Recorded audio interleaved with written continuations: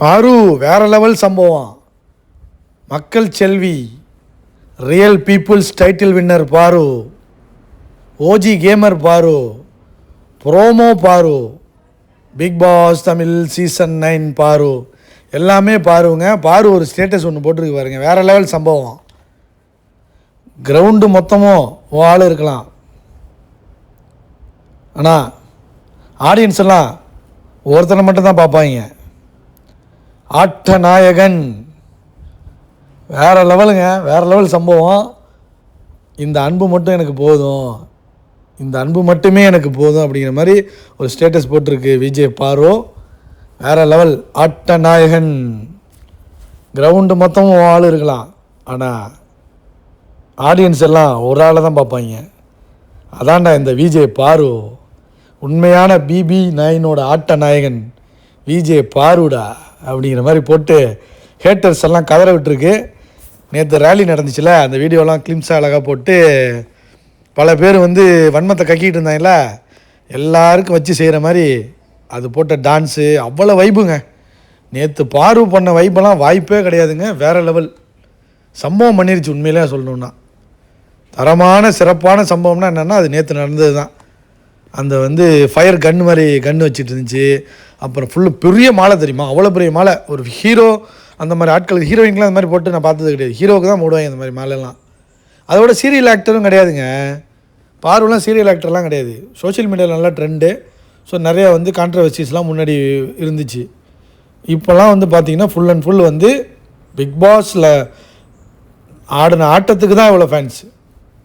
உண்மையாக ஆடின ஒரு ஆட்ட நாயகனுக்கு கிடைச்ச ஒரு வெகுமதி தான். இதை பல பேர் வந்து தாங்க முடியாமல் பிடிவாயோட பிஆர் குரூப்பெல்லாம் இன்றைக்கி அங்கே ஆஜராகிட்டாங்க இங்கே ஃபேன்ஸ் மீட்டில். ஒரு குரூப்பு, கொஞ்சம் குரூப்பு தாங்க, கொஞ்சம் பேர் தான் அவங்க.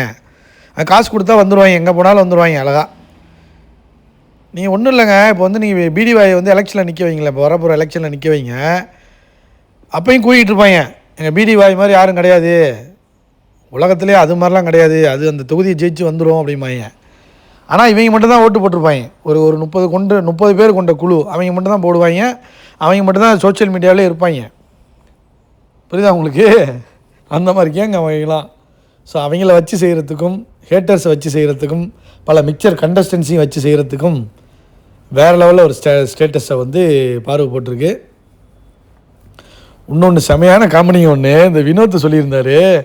அவர் என்ன சொல்லியிருந்தாருன்னு வச்சிங்களேன், ஃபைனல்ஸ் வரும்பொழுது கானாவினத்து உட்காந்துருந்தார் தெரியுமா, அந்த கண்டஸ்டன்ஸ்லாம் உட்கார வச்சுருந்தாங்களே, அந்த இடத்துல வந்து கமருதீனை வருவான்னு யாரும் எதிர்பார்க்கல. கமருதீனை கூப்பிட்டோன்னே கானாவினத்துக்கு பக்கத்தில் வந்து பிரவீன்ராஜ் தான் உட்காந்துருந்தான். சரி டீசெண்டாக வந்து கானாவினத்து சொல்கிறாரு, கமரு வந்தோடனே டீசெண்டாக வந்து பிரவீன்ராஜ் எழுந்துச்சு போய் மேலே உட்காந்துட்டான். சரி எனக்காக பண்ணான் அவன், ஓகே. அப்புறம் பார்வதி வந்துச்சு, நான் டீசெண்டாக எழுந்துச்சு போய் எழுந்துச்சு அங்கேயே உட்காந்துக்கிட்டேன். யார்? வினோத். உண்மையிலேங்க இன்னொரு விஷயம் தெரியுமா உங்களுக்கு, வினோத் ஒய்ஃபு பாக்கியாவும் பர்சனலாக வந்து பாருக்கு கால் பண்ணி பேசிட்டாங்க, பேசி மன்னிப்பு கேட்டாங்களாம். இல்லை அந்த மாதிரி பேசியிருக்கக்கூடாது என் ஹஸ்பண்டு. ஸோ அந்த டைமில் அந்த கோவத்தில் கமருதீன் மேலே உள்ள அக்கறையில் தான் அந்த டைமில் நாங்கள் பேசிட்டாங்க. ஸோ அதனால் 2 குடும்பமாக 2 பேருமே சேர்ந்து பேசிட்டாங்க. உண்மையிலே வந்து இந்த விஷயத்தை நம்ம வந்து பாராட்டணும். ஸோ இருந்தாலும் நண்பனோட மனைவிக்காக வந்து வினோத் ஒய்ஃபு பாக்கியாவும் கால் பண்ணி பர்சனலாக மன்னிச்சிருமா, அதில் வந்து தப்பாக நினச்சிக்காதீங்க அப்படிலாம் சொல்லி பேசியிருக்காங்க. இது வந்து ஒரு பெரிய விஷயம் அது. ஸோ அதை தான் நம்ம மக்கள் எதிர்பார்த்தோம். ஸோ அதை வந்து டீசெண்டாக அவங்க பண்ணிட்டாங்க. பிடிவாய் மன்னிப்பு கேட்கணும். பிடிவாயே, திவ்யாவே மன்னிப்பு கேள், பார்வையை பற்றி பேசியதற்கு மன்னிப்பு கேள், அப்படி தான் நம்ம பார்வை ஃபேன்ஸ், கமரு ஃபேன்ஸ்லாம் சொல்லணும். அதெல்லாம் இக்னோர் பண்ணிடணுங்க. இந்த ஃபேன்ஸ் மீட்டோட முடிஞ்சு போச்சு பிடிவாயெலாம். அப்புறம் போய் சீரியல் நடிச்சுக்கிட்டு அப்படியே போயிட்டுருக்க வேண்டியதான். எவனாச்சும் பிஆர் குரூப் ஏதாச்சும் இன்ஃப்ளூயன்ஸ் இருந்துச்சுன்னா அதை படங்களை நடிக்க வாய்ப்பு இருக்குது, எவனும் போய் பார்க்க மாட்டான்.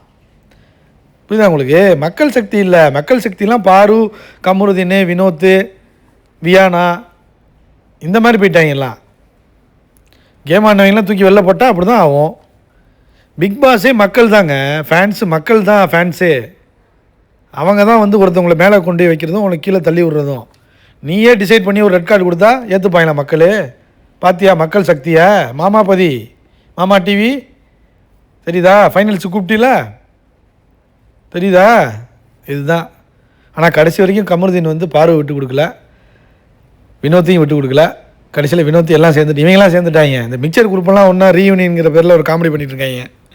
அதுதான் வந்து சிரிப்பாக வருதுங்க, ஷிப்பாக வருது. இந்த ரீயூனியன் பண்ணிகிட்டு இருக்கீங்களா ஒரு குரூப்பு பலூன் இந்த கேங்கெல்லாம், அதை பார்க்கும்போது தான் ஷிப்பாக வருது. உங்களுக்கு எப்படி இருக்குது கமெண்ட் பண்ணுங்கள். ஸோ பாரு வந்து வேறு லெவலுங்க, ஆட்ட நாயகன் நான் தான்டா அப்படிங்கிற மாதிரி பதிவு பண்ணியிருக்கு. லைக் பண்ணுங்கள், கமெண்ட் பண்ணுங்கள்.